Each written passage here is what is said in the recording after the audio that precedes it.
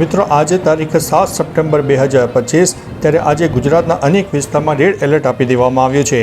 મહત્વનું છે કે ગુજરાત અને તેની આસપાસ 3થી વધુ વરસાદની સિસ્ટમો સક્રિય થતાં આગામી 24 કલાક હજુ પણ ગુજરાત માટે ભારે રહેશે।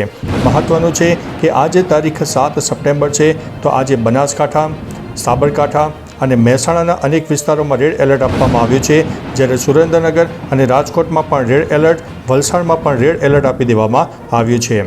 બીજી તરફ મિત્રો મોરબી, જામનગર, દેવભૂમિ દ્વારકા, પોરબંદર, જૂનાગઢ સહિત અનેક વિસ્તારમાં ઓરેન્જ એલર્ટ આપવામાં આવ્યું છે, જ્યારે બોટાદ હોય, અમદાવાદ હોય, ગાંધીનગર, અરવલ્લી સહિત પાટણના પણ અનેક વિસ્તારમાં ઓરેન્જ એલર્ટ આપવામાં આવ્યું છે।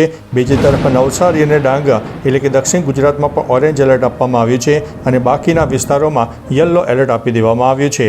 મહત્વનું એ છે કે ગુજરાતના ગત 24 કલાકમાં અનેક વિસ્તારમાં વરસાદ ખાબકી ગયો છે અને અત્યારે ગુજરાતમાં જે એવરેજ વરસાદનું પ્રમાણ છે એ 100%ની આસપાસ થઈ જવા પામ્યું છે।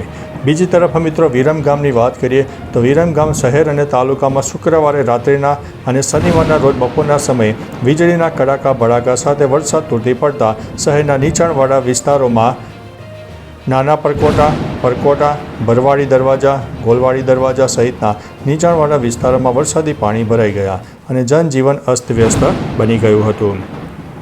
બીજી તરફ મિત્રો નડિયાદની પણ વાત કરીએ તો ખેડા જિલ્લા અને ઉપરવાસમાં વરસાદના કારણે કડાણા અને પાનમ અને ધરોઈ ડેમમાંથી પાણી છોડવામાં આવતા મહી અને સાબરમતી નદીમાં જળસ્તરમાં વધારો થવાની સંભાવના છે, જેના પગલે મહી નદીના કાંઠાના ગામો અને વિસ્તારોને તકેદારીના પગલાં લેવા માટે તાકીદ કરવામાં આવી છે। તેમજ ગળતેશ્વર, ઠાસરા, ખેડા અને માતર તાલુકાના ગામોને એલર્ટ કરી દેવામાં આવ્યા છે।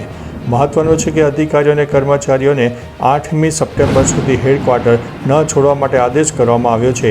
તકેદારીના તમામ પગલાં લેવા માટે સૂચના આપી દેવામાં આવી છે।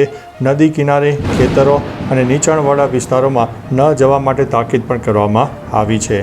બીજી તરફ મિત્રો સુરેન્દ્રનગર જિલ્લામાં હજુ પણ 2 દિવસ વરસાદનું રેડ એલર્ટ આપવામાં આવ્યું છે અને ભારે વરસાદની આગાહી વ્યક્ત કરવામાં આવી છે। ત્યારે મિત્રો હવે કપડવંજની વાત કરીએ તો અરવલ્લી અને સાબરકાંઠાના લાખ અને વરાસી ડેમમાંથી પાણી છોડવામાં આવતા કપડવંજ તાલુકાના નદી કાંઠાના 11 ગામોને સાવચેત કરાયા છે। નદી કાંઠાના વિસ્તારોમાં પશુઓ ન લઈ જવા માટે સહિતની સૂચના આપી દેવામાં આવી છે।